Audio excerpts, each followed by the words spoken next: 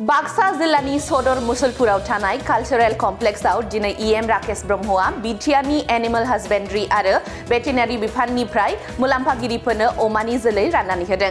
बे हाबाफारियावनो बाहागो लानानै इएम राकेश ब्रह्मआ बुंथिदों दि बिटिआर हालामाव अमा फिसिग्रा रायजो राजाफोरखौ अमा फिसिनानै रांखान्थियारि जौगाहोनायनि थांखि एबा सिमांखौ मोगथां महर होनायाव जाफुंसारगासिनो दङ।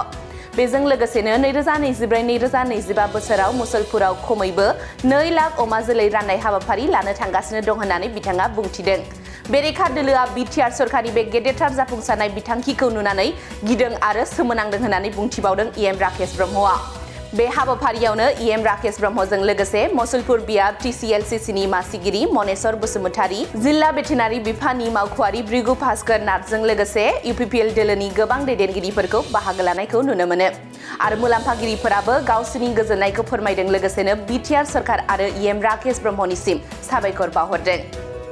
थांनाय समाव जों मोनसे समाज दानायनि जे सिन्था खालामनानै जोंनि इउपिपिएलनि सरकार जादोंमोन आरो बेवहायनो मानगोनां प्रमद बर' सारा बिराद गोख्रैयैनो बड'लेण्ड पिग मिशन मोनसे मिशन मुडआव जों खामानि मावदोंमोन आरो बियो 1.5-2 बोसोर धरि जिहेतु अमायाव गिदिर बेमार मोनसे जादोंमोन बेखौ जोबखांनाय लोगो लोगोनो जों दिनै जोंनि बिटिआर हालामाव जेसेबां जोंनि अमा फिसिग्रा रायजो राजाफोर दं, बिखेखकरि आंनि आबौमोन दं, आंनि आइमोन दङ, बिनानावमोन दङ, बिसोरखौहाय अमा फिसिनानै रांखान्थियारि जौगाहोनायनि जि थांखि जि जोङो सिमां सुजुदोंमोन बे सिमांखौ मोगथां महर होनायाव खामानिया दिनै बे मुसलपुराव सोलिगासिनो दङ आरो बिटिआरनि गोबां जायगायाव जोंनि इएम एमसिएलए बिथांमोनहा बे हाबाफारिखौ मावगासिनो दङ आरो बे बाराव नैबे 2024-25 जोङो 2 लाख माने अमा जोङो राननो थांगासिनो दङ।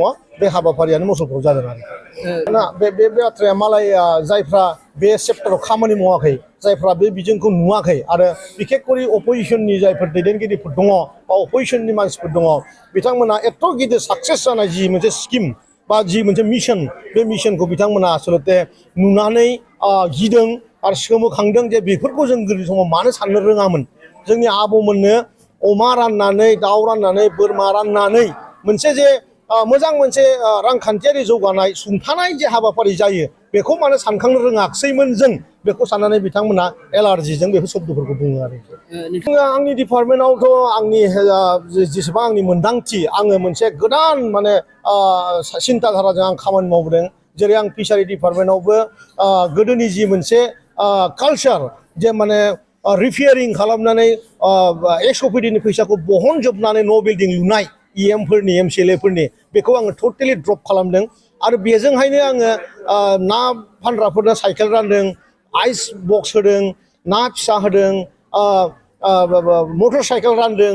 बेबायदि मोनसे माने गोसोआव थाथावथाव आरो खामानि मावनो सुबिदा जायखिया ना फिग्राफ्रा जाहाथे सुबिदा मोनो बांसिननिफ्राय बांसिन बे हाबाफारिखौ आं मावदों आरो बिदिनो भेटेनारि डिपार्टमेन्टआव दिनै खालि पिग मिशन नङा, जोंहा गड मिशनबो सोलिगासिनो दङ, बोरमा राननायनि हाबाफारियाबो सोलिगासिनो दङ, दाखारि बा फार्मिंनि खामानि सोलिगासिनो दङ।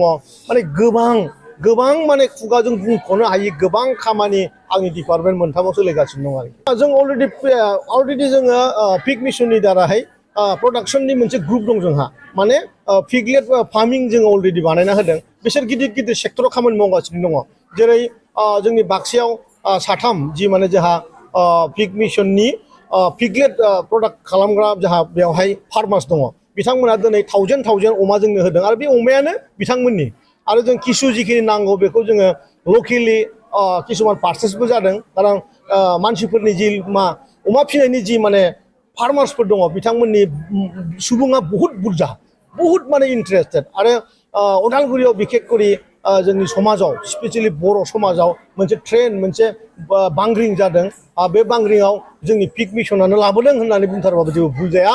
थांनाय बोसोराव 20 कौटि रां अमा फाननानै जोंनि अमा फिग्राफ्रा रां खामायनो हादों आरोखि। अमाखौ मोननानै गोजोननाय मोनदों। जों अमाखौ गडनि थ्रुयै मोननानै आरो गडआव जमायैनो फिनानै देरलांनो सानदों गडखौ एसेयावनो मानै जों मोननायालाय खनसेबो मोनखायाखैमोन, एबार फार्स्ट गोदानसो नालाय गडआबो जोंनिया। अमालाय फिखायो न'आव, अमा फिसिनायाव माब्लाबा थैयोबो आरो माब्लाबा मोजांबो जायो। माबाबो जायो माब्लाबा आरो थैबा लस जायो दा बेबा मा जागोन मिथिया दा मोजां जाबालाय मोजांमोन सारनि राकेश सारनि अननायाव होनायाव मोनबाय बुंनोबो रोङा दे जाबाय दे फिसा नङा गिदिरानो मोनसे फिसा मोजाङानो गिदिर गिदिरानो होदो फिसा होआखै अमाया मोजाङानो बया नङा जोबोद गोजोननाय मोनदों मानो होनबा दिनै जोङो न'आवथ' फिसिखायोआनो अमाखौ मासेबा मानै बेनिफ्राय थेवबो दिनैयो राकेश सारनि अननायाव अमा मोननायखौ जोबोद गोजोननाय मोन्दों आरो फारामखौथ' ओरैहाय खालामनाय जाया ओरैहायनो न'आव मानैबो माथाम बिदिहाय फिसियो आरो न'खर सामलायो एसे नाजानायनो सानदों